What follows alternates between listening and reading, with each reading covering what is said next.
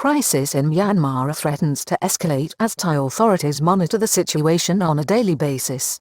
An unusually strongly worded statement from the defense ministers of the United States, United Kingdom, Australia and Japan castigated the junta and the military in Myanmar for the oppression of its civilian population on Saturday, with the activist group, Assistance Association for Political Prisoners, saying that live fire was directed indiscriminately at the public, even at children, leaving them among the dead on the day the country was due to celebrate its armed forces. This week, Thailand confirmed that it has set up refugee camps in Tak province to welcome up to 40,000 people, including Thais working there taking flight, Myanmar nationals and foreigners seeking to escape. Thai authorities in Bangkok and at the border with Myanmar are preparing for all contingencies as the situation in the country spirals out of control, with reports that at least 100 people were gunned down by security forces on Saturday as the military there, known as the Tatmadaw, celebrated Armed Forces Day. The Ministry of Foreign Affairs in Bangkok says it is now reviewing the situation on a daily basis. It comes as relief flights are already leaving Myanmar, with local authorities there advising all non-essential foreigners to leave via commercial routes.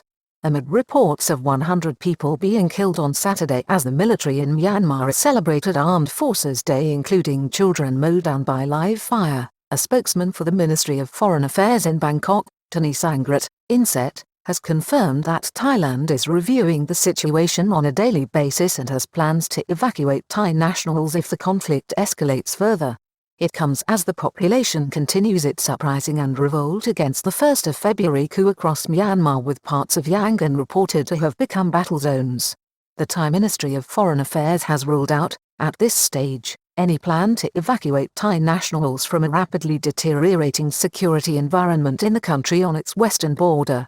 It comes as Saturday saw the bloodiest day of conflict yet in what is now turning into a popular uprising against a coup staged by the Myanmar Defense Forces, the Tatmadaw, on the 1st of February last. Senior Ministry of Foreign Affairs spokesman says position is monitored daily by officials in Bangkok. The senior spokesman at the ministry, Sangrat, told reporters that the position is being reviewed by officials in Bangkok on a daily basis. He also revealed that there are plans in place should such an operation be necessitated. Mr. Tani said the ministry was working closely with the Royal Thai Embassy in Yangon and an association of Thai expatriates in Myanmar's main commercial city, which is at the heart of the uprising, with many townships under martial law, with reports from locals that key parts of the city have now become battle zones between Myanmar's security forces and those revolting against the army's seizure of power. Many in Myanmar cannot accept another junta. It comes after nearly 5 years of quasi-democratic rule, which many in the country associated with significant economic progress. Many fear a return to military rule, which saw the country's GDP and income per capita thwarted and driven down for decades.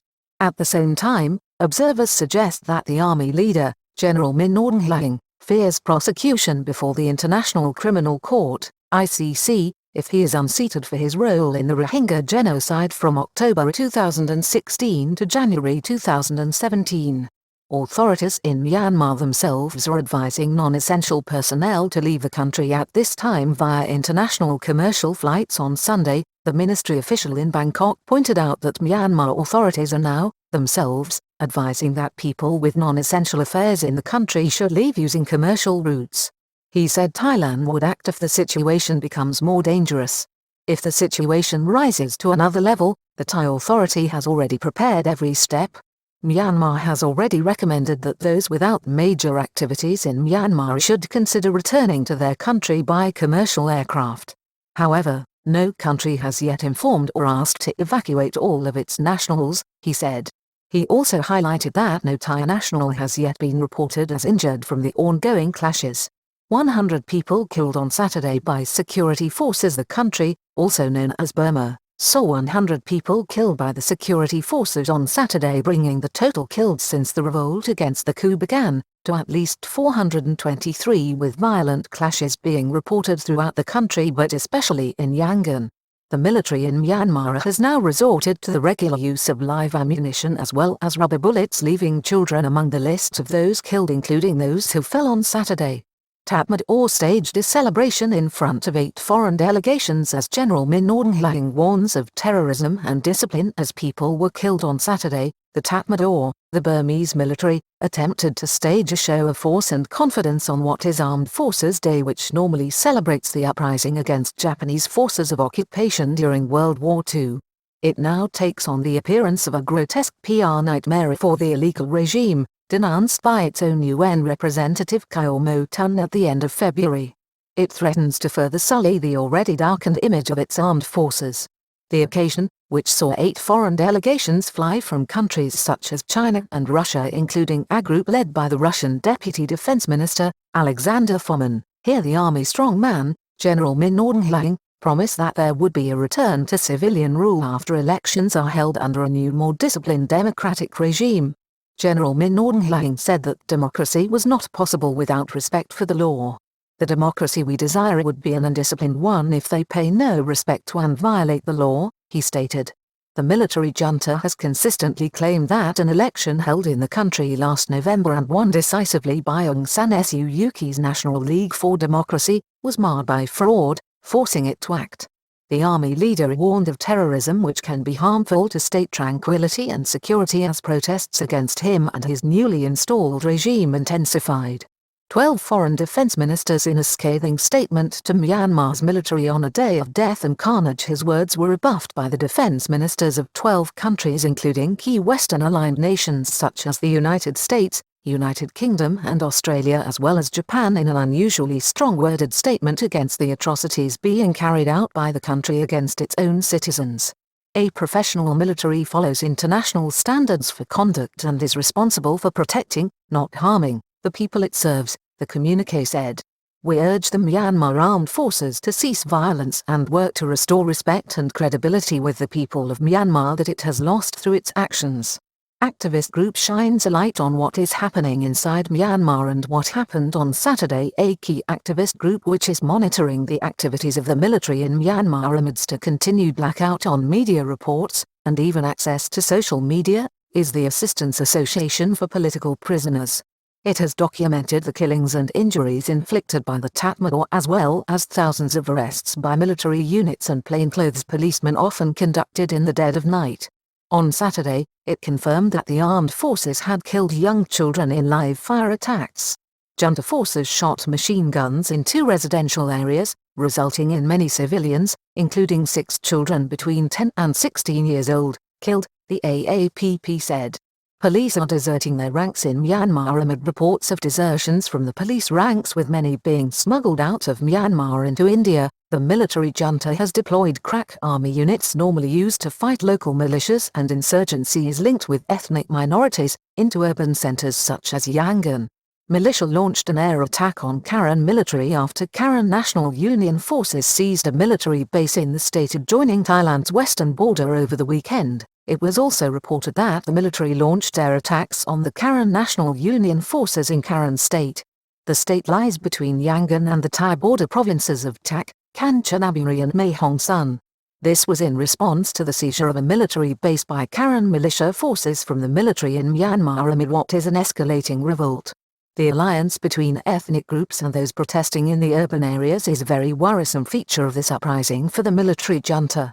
Public in key cities and urban centers are taking flight from the conflict and battle zones in Yangon throughout Myanmar. There are reports of local populations in cities such as Yangon taking flight at this time, with heavy traffic on the roads away from the conflict and a sense of unease and insecurity. Residents from Yangon interviewed in the last week or so by the Agence France Presse revealed the harrowing experience that most people are going through. I no longer feel safe and secure anymore. Some nights I am not able to sleep, said one resident. I am very worried that the worst will happen next because where I live, it is very intense, with security forces taking people from the streets. Another resident put it in these stark terms.